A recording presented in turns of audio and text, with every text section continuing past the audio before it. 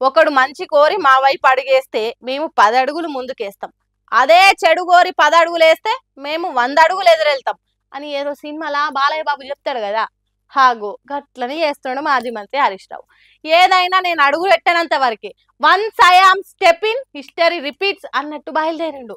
అదే మొన్న ఎవలో కక్కుర్తిగాళ్ళు కరీంనగర్ జిల్లా జమ్మికుంట మండలంలో తనుగుల అనే ఊర్లో ఇసుకను తోడుకొని జేబులు నింపుకునే దొంగ పని కోసం చెక్ డ్యామ్ ను కూలగొట్టిందని చెప్పుకున్నాం కదా. హాగో అక్కడికి ఏరుకున్నాడు హరీష్ రావు. ఎమ్మెల్యే కౌశిక్ రెడ్డి, మాజీ మంత్రి గంగుల కమలాకరు, బీఆర్ఎస్ లీడర్లను ఎంట పెట్టుకొని గులాబీ దండ వస్తున్నది కాసుకోండ్రి అన్నట్టు చేసిండు. నిండు కుండ తిరుగున్న డ్యామ్ ను ఎండిపోయేటట్టు చేసిన ఫాల్తు వాళ్ళ పనిని చూసిండు. ఇక తర్వాత హరీష్ రావు మాట్లాడుకుంటా, ఇసుక మాఫియా ఆధ్వర్యంలో 24 కోట్ల రూపాయల చెక్ డ్యామ్ ను పేల్చివేయడం జరిగింది. ముఖ్యంగా కాంగ్రెస్ హయాంలో చెరువులను పేల్చివేత, చెక్ డ్యాంల పేల్చివేత నిత్యకృత్యం అయిపోయింది. గతంలో హుసేన్ మియా వాగు మీద ఒక చెక్ డ్యామ్ ను పేల్చడానికి ప్రయత్నం చేశారు. నిర్మల్ జిల్లా స్వర్ణ వాగు మీద ఒక చెక్ డ్యామ్ ను పేల్చేశారు.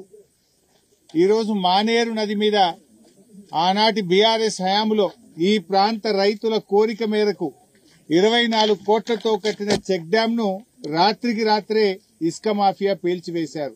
బీఆర్ఎస్ సర్కార్ కట్టుకుంటా పోతే కాంగ్రెస్ సర్కార్ కూలగొట్టుకుంటా పోతున్నది. హైడ్రా పేరుతోని పేదోళ్ళ ఇండ్లు కూలగొట్టిండ్రు, వాళ్ళకు లొంగనోళ్ళ పెద్దోళ్ళ ఇండ్లు కూలగొట్టిండ్రు. ఇప్పుడు ఇసుక మాఫియా కోసం చెక్ డ్యాములు కూలగొడుతున్నారు.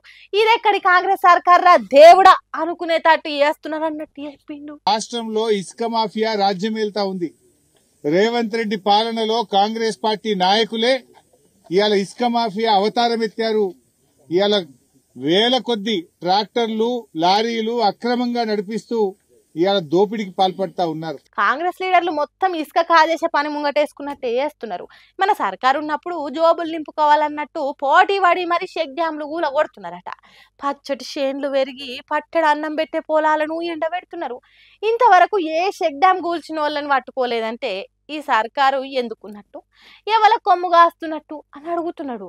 ఎంత అడిగినా ఏం లాభము, సర్కారు మొద్దు నిద్ర గుర్రు పెట్టిపోతున్నది. పట్టించుకునే ఆఫీసర్లు ఎందుకు వస్తారు అని మాట్లాడుకుంటున్నారట ఆ చెక్ డ్యామ్ కింద పొలాలున్న రైతన్నలు.